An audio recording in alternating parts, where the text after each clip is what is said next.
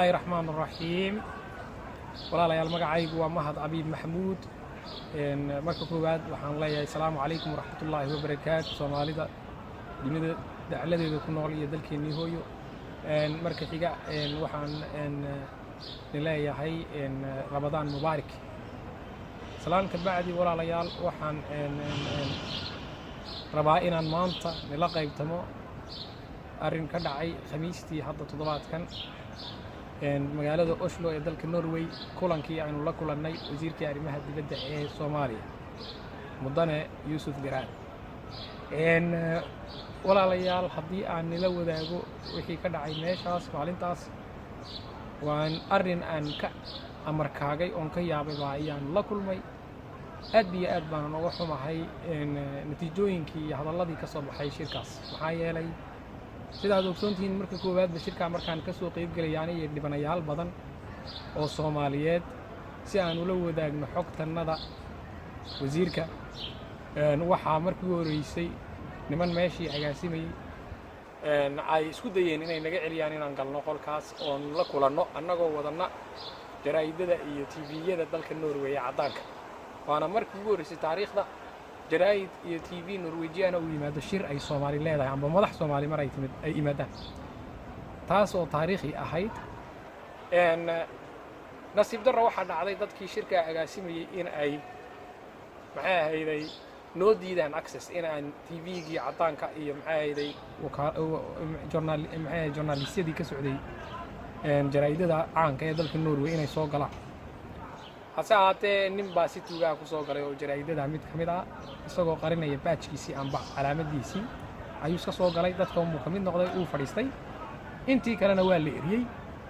darcadka dalka Norway iyo maxay ahayd dadkii meesha agaasimay arin ay aan filaya arin waxay ahayd ay ku heshiiyeen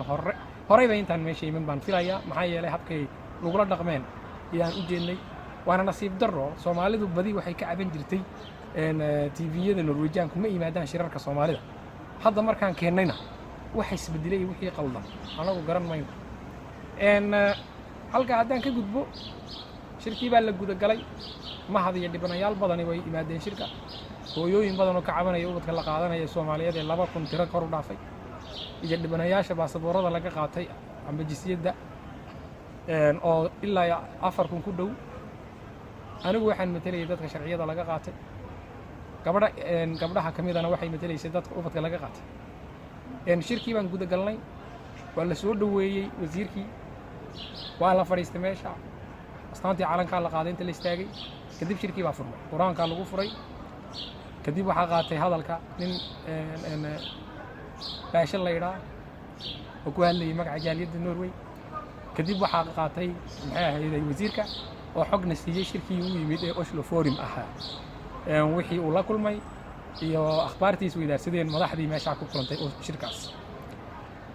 iyo dawladdiisa gaar ahaan wasaaradda arrimaha dibadda iyo noo sharaxay waxay qabtaan kadib su'aalihii baa la galay oo la guda galay aniga u horeeyay waxaan bilaabay inaan su'aalaha dhibtayda aan sheego arrinta ay haysata dalka Norway aan ka sheego waxaan yiri muwaadin dhiban baan ahay oo Soomaaliyeed sharciga Norwegian-ka laga qaato 17 sano dalkan deganaa waana dhibanahay 6 bilood bilaa sharci baan ahay warqadii goohomkana waan helay oo bisha 26-keegii May ii timid kana timid safiirka uu isagu u yahay wasiirka arrimaha dibadda mas'uul waxaan cadeeyay dokumentyo badan oo sheegay on dawladdii ka horeysay iyo niman hadda dawladda tan ku jira ay soo saxeexeen dokumentada oo kala ahaa gobolka Banaadir markuu Mungab ahaa taliyaha gudoomiyaha gobolka Banaadir taliye Gaafo oo ahaa taliyihii socdaalka jinsiyadda iyo socdaalka jinsiyadda gudoomiyaha baarlamaanka Professor Jawaari gudoomiyaha maxay ahayd ciidanka cirka dabla baylot Maxamed Ali Xagaa wasiiru dawlaha difaaca hadduu rabbi ku roon yahay xeer ilaaliyaha Dr. Ahmed Ali hadduu ku xigo maxay hadduu rabbi ku roon yahay wasiirka amniga waqtiga xilka hayay Cabdirasaaq Maxamed Cumar iyo دوكيمنت كلا أو كيم سفارة بريكسل oo ku saxeexan magaca safiirka Dr. Ali Saciid Faqi waxaa soo wada duubay dokumentada waxaan la qaybtamay walaalkay wasiirka arrimaha dibadda ee Soomaaliya Yusuf Garaad waxaan yiri walaal nin dhiban baan ahay sharciga dawladda Norway iska qaadatay waxaan u baahanahay waan xanibanahay oo warqadahan go home-ka Norway way diiday inaan ka baxo dalka adiguna baasaboor Soomaaliya ku soo gashay iyaguna waxay leeyihiin warqadaha Soomaaliya ma aaminsani hadalkaasi isma qabanaya mahad maxaa loo diidan yahay inuu dalka uga baxaan dhahay maxaad ka qaban kartaa haddaad hadda baxaysidna xaynka aan ku qabsado aan ku raaco maadaama aan nin Soomaaliyeed oo dhulkan ku dhibanahay anoo u mahad celinaya dawladda Norway waxaan la yaabo argagax igu noqotay inuu beeneeyo nimanka mas'uuliyiinta magacyadooda aan soo sheegay dokumentada ka yimid oo dhan wuxuu yiri warqadahan badidooda shiki bay gelinaysaa ma Cabdalla Shideeya masuuqi foljiriga laga keenay waa arin aniga ay taabatay aad baan uga yaabay waxba hadalka ma bixin waan aamusay wuxuu yiri si kale ma u baxda dalka Norway ma si kale isaga baxday haday Norwegian ku naceen war maxaan ku baxaa baasaboorkii aan helay ee Soomaaliya la iga soo diray warqadii dalku galka waan ku bixi kari lahayn ma bixi kartid baa leeyahay dhigta la iga haystay maxaan ku baxaa ma qof iska dhoofa baa jira adduunka bilaa baasaboor ama bilaa go home haddana waxa taa aan iga sii fijicisay oo kale ta kale iga sii fijicisay waxay tahay inuu idhaahdo qof muwaadin reer Itoobiya reer Djibouti reer Kenya go home Soomaaliya waa la siin karaa Soomaaliya ma wada furan ba qarannimada Soomaaliya miyayna xuduud lahayn waa waxaan aad uga yaabay argagax igu keentay kalka horena shirkaasi wargeysyada Yurubiyaanka ee Norwegianka waxa looga saaray shiki baa ku jiro xog in la sii siiyay baan anigu aaminsanahay wasiirkaas habka uu hadlayay aad baan u dhibsaday inuu arinkayga war qaldan la sii siiyay buu u ekaa marka aan la hadlayay waxaan kaloon ka yaabay inuu idhaahdo Yusuf Garaad shanta arrimoodeen xoogga saarno wasaaradda arrimaha dibadda ay xoogga saarto dalalka dibadda nooguma jirtaa reer Norway maxaan shirkaa u imanaynay haddaan ugu jirin maxay ahayd ajandahiisa inuu taakuleeyo dadkeena dhiban isaga waajibkiisa way dastuurkaana ku amray inuu idhaahdo hooyooyinka Soomaaliyeed ubadka laga qaatay tirada gaaraya 2000 barkood la gaaleeyo qansiirkii doonfaarka cunaan inuu idhaahdo anigu arrinkiina waxba kama qaban karayo incompetent baan arkaa incompetent yani aqoon darri baa wanaka waa wax laga yixiyo waa wax hadal uu mas'uul ku hadlin waayo ani aad bay taabatay asmaha waranu gaal baan la dagaalamayo on xaqiiqa ka dhacsanay laakiin adoo walaalkay oo mas'uulkayga Ilaahay igu ka dhiibay xilka ma waxaad garan weydeen askay garab taagtay hatta xitaa waxba ii qaban inaad tiraahdo warqadahaagu waa been amba waan ka shaki qaba oo madaxdii kale kula joogay xilka kula hayeen aad warqadoogi beenaysid waxa weeye waa wax laga yaabo waa wax laga argagaxo waa wax laga xumaado Soomaalinimada mee kitaabkii lagu dhaartay mee dalka ma la kala leeyahay mise waa la wada leeyahay hasha maanta reer kasta wada leh Soomaa mise reer gaar leh hana loo cadeeyo noo qeex waxa weeye anigu arintaas aad bay ii taabatay waxaan kaloon u sheegayaa Soomaalida dalka Norway ku nool nimankan war xumayaasha ee magaalada dhex jooga iyo rag iyo dumar kale hal laga qabto reer walba ninkooga xun ha qabto horena waan uga sheegay Facebook-gaygana ka soo duubay gabadha luul la yiraahdo laga qabto dadkii lahaa ha qabtaan wasaaradda arrimaha dibadda iyo UDA-da u jaantuusaysa dadka sharciga laga kan baa reer Djibouti kana reer Kenya kana reer Itoobiya leh hal la qabto cidii dhashay iyo odayadii aabaha ka ahaa qabtaan maxaa yeelay Soomaalinimada nin ay ka xigtay ma jirto aniga nila hadlayay intay soo wacday Soomaali mid itiri marka waxa weeye halkaas aad baan u dhibsaday waana la socotaan marka ay dhoofaysay qandaraaska ay ka qaadatay dalka Norway wasaaradda arrimaha dibadda 500,000 koron qorshaha la rabo Soomaalida in sharciga laga qaado oo dadka la rabaa qiil in loo raadiyo la dareeriyo iyadana u dooftay qorshaha 500,000 iyo lacag gaaraysa ku qaadatay oo tagtay Soomaaliya oo Kismaayo xeebteeda ku soo dabaalatay oo xamar tagtay oo Baydhabo tagtay oo Hargeysa tagtay oo Garowe tagtay intaa oo dhan Soomaalidu way la socotay afka un baan haysano wanaamusayno wardaa walaalay dadka ka joogso haddii dadkaan naga ka qaban weyn waa iska ka qabanayna waxa weeye Soomaalina waxaan leeyahay ninkii wax nii taraya arka ninka baashe la leeyahayna taniyo haddii xurguf kale ay tahay amba ma hadaad ku haysatid mowqifkiisa siyaasadeed inaad jaaliyaddan matala horta siyaasi baa tahay jaaliyadna matali kartid siyaasigu xisbigiisu matala jaaliyadda waxa matalaya qof siyaasad ka madax bannaan inaad mikrofoonka qaadid anoo xildhibaanka iyo jaaliyadda matalaya qalad baan u arkaa arbays beertiyeed madashaayo fadhiiso meeshaada labada jaakeed mid xidho amba siyaasadda ka baxoo jaaliyadda matal amba maxay ahayd siyaasi noqo maxay ahayd haddii mowqifkaagu adigu haddaad Somaliland kaarkiisa hoosta ku sidatid oo dad kale leedii Soomaali baan ahay anagu kaa yeeli mayno haddaad mahad kula diriraysid mowqifka Somaliland ka soo horjeeda anagu kaa yeeli mayno mowqifkayguna Soomaali waa mid iska daa labada wada joogtay saddex baan damacsanana inay timaado waxa weeye ciyaalka kale ee dabada ku wadataana waxba ma ogo iyaga wax oran maayo mahad maanta waxay ahayd in loo mahad celiyo kurkiisu wuxuu ku go'ay magac Soomaaliya laakiin ilaahay baan ka shugayaa khayrka iyo camalkan qabtay kuma faanayo waxaan qabtay Soomaali baa ka marqaatiya afarta qodob shantaba dheh